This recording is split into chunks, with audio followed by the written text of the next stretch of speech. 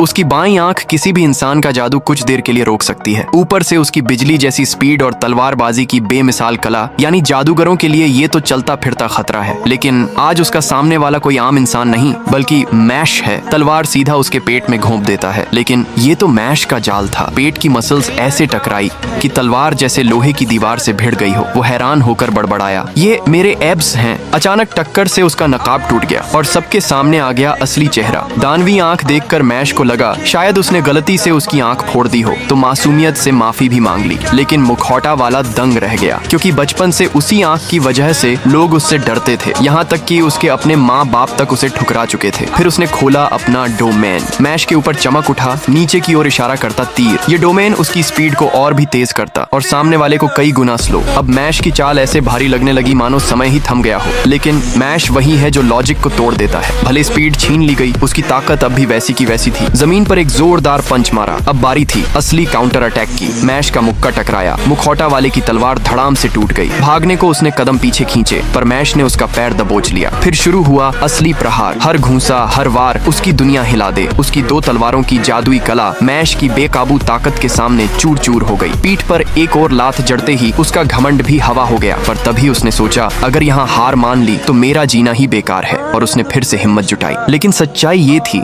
Mash की ताकत इतनी खतरनाक थी कि कोई भी उसे देखकर बस यही कहे, ये इंसान नहीं, ये तो चलती फिरती तबाही है। आपका छोटा सा लाइक और सब्सक्राइब हमें बहुत बड़ा मोटिवेशन देता है।